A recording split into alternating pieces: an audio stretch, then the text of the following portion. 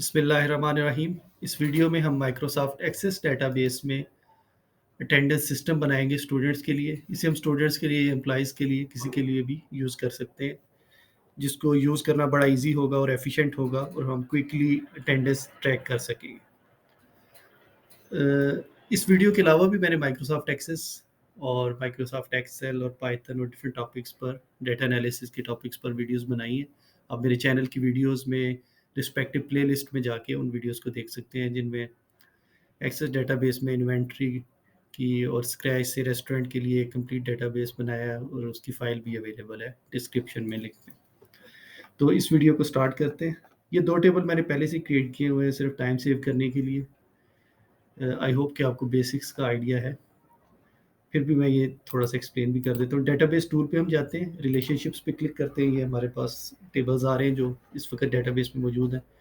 Student ID आपस में relate हुई है, यहाँ पे प्राइमरी की है। स्टूडेंट्स टेबल में हम हमारे पास आईडी है, नाम है और स्टेटस है। स्टेटस मीन लॉजिकल फील्ड है, येस नो, यानी कि अटेंडेंस के स्टूडेंट आया कि नहीं आया। अटेंडेंस टेबल जो दूसरा टेबल है जो कि हिस्ट्री स्टोर करेगा अटेंडेंस की, ये इसलिए बनाया गया है। इसमें हमारे पास अटेंडेंस आईडी है जो इस टेबल की प्राइमरी की है, स्टूडेंट आईडी है, डेट है और अटेंडेड ये सेम स्टेटस है येस नो में। टेबल को हम डिज़ाइन व्यू में ओपन कर लेते हैं दोनों को। स्टूडेंट्स का पहला table ID, auto number primary key है, नेम शॉर्ट टेक्स्ट में, स्टेटस येस नो इसकी डेटा टाइप है। अटेंडेंस टेबल जहाँ पे हिस्ट्री जाएगी, primary key, student ID, attendance date, date time, attended yes no. अब हम एक अपेंड की क्यूरी बनाएंगे जिसके ज़रिए ये हमारा डाटा जो सा है ये अटेंडेंस टेबल में सेव हो जाया करेगा, और एक फॉर्म बनाएंगे जहाँ पे जो कि ये स्टूडेंट्स के टेबल पर बेस करेगा।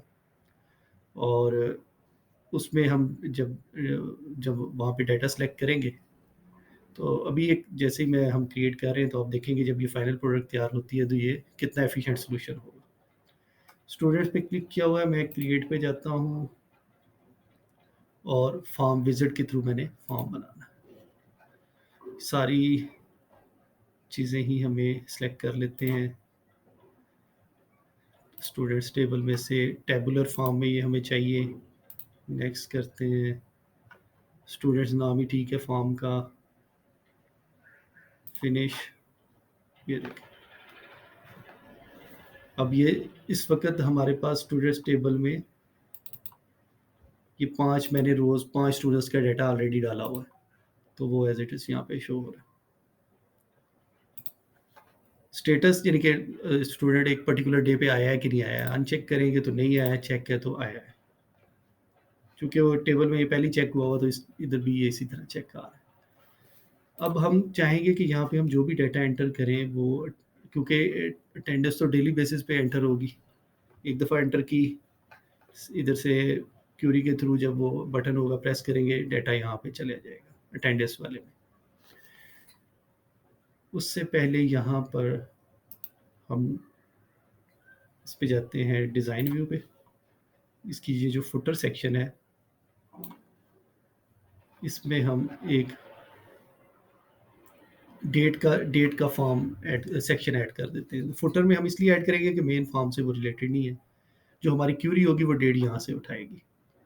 तो ये जो टेक्स्ट बॉक्स है इस पर क्लिक करते हैं, इसको बंद कर लेते हैं।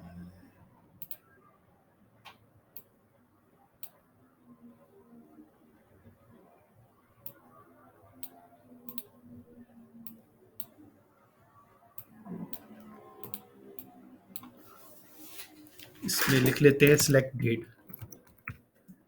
डेट की हमने अटेंडेंस एंटर कर ली। अनबाउंड ये इसकी प्रॉपर्टी शीट ओपन है, अगर ना ओपन हो तो यहाँ पे क्लिक करके ओपन कर लें।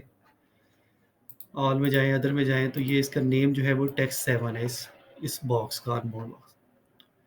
डेटा पे जाते हैं, कंट्रोल सोर्स पे अगर हम चाहें तो इसको कर दें कि बाय डिफ़ॉल्ट यहाँ पर वैल्यू आज की आ रही हो, लेकिन वो हम नहीं चाहेंगे। हम फॉर्मेट में जाके इसकी जो टाइप है इस फील्ड की वो डेट एंड टाइम कर देंगे। फील्ड टाइप हमने ढूंढनी है यहाँ पर।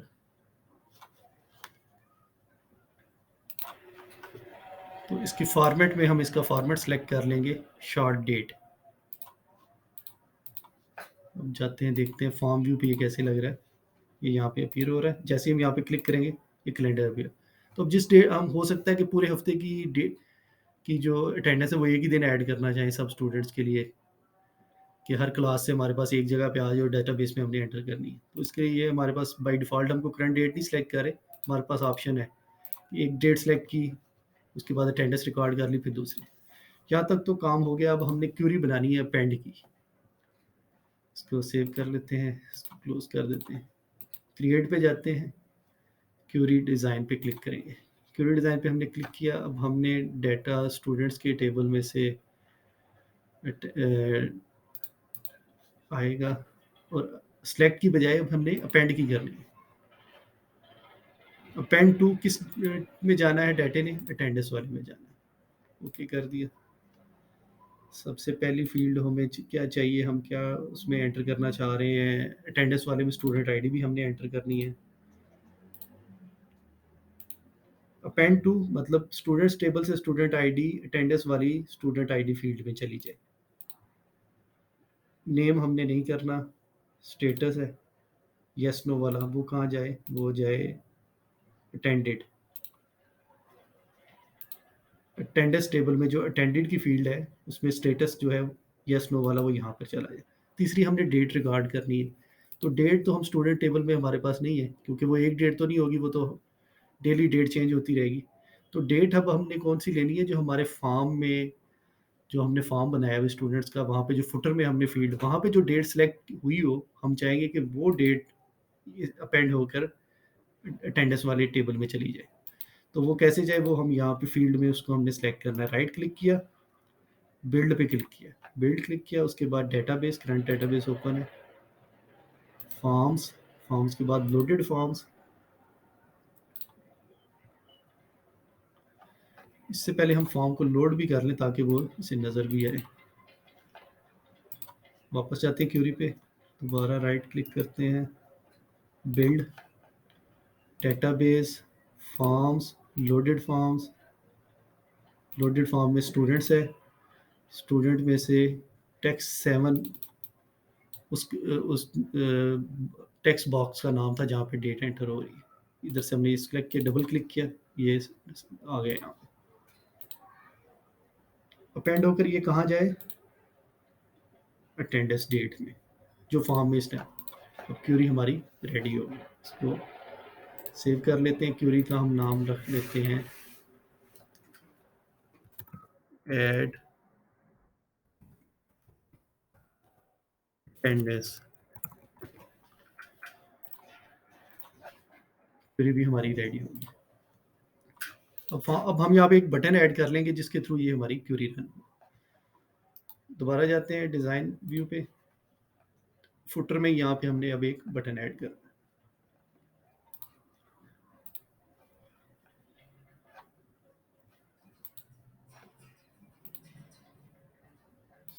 डिज़ाइन टैब में गए और यहाँ से अब हमने एक बटन ऐड करना है।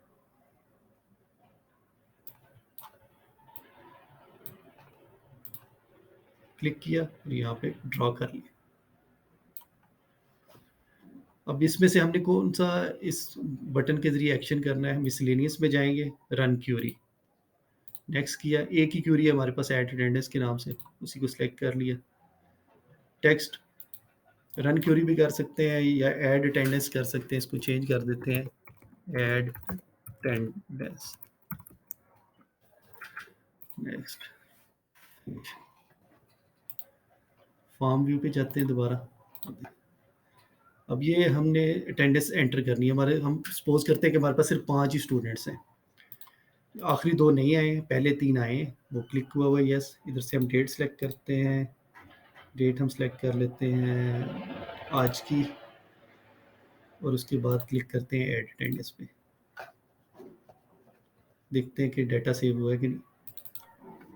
ये देखें डाटा सेव हो गया।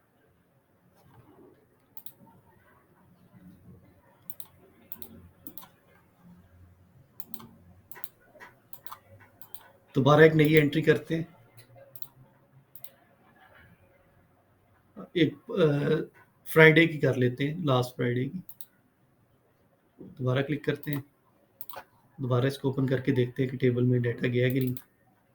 ये देखिए, पुराना डाटा भी चला गया 19 का।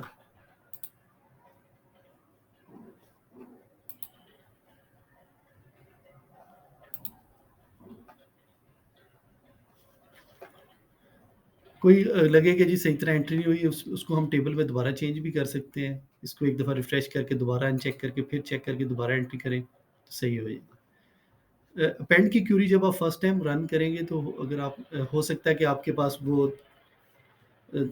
डायलॉग बॉक्स आए कि क्या आप वाक़ई करना चाह रहे हैं, वो 2 दफ़ा आपको येस येस प्रेस करना पड़ेगा, उसके बाद क्यूरी रन होगी। उसको आप जो-सा है बचने के लिए उस सिंपली आप फाइल्स में जाके ऑप्शंस में जाएँ और इधर क्लाइंट सेटिंग में जाएँ और जो एडिटिंग वाला सेक्शन है, इसमें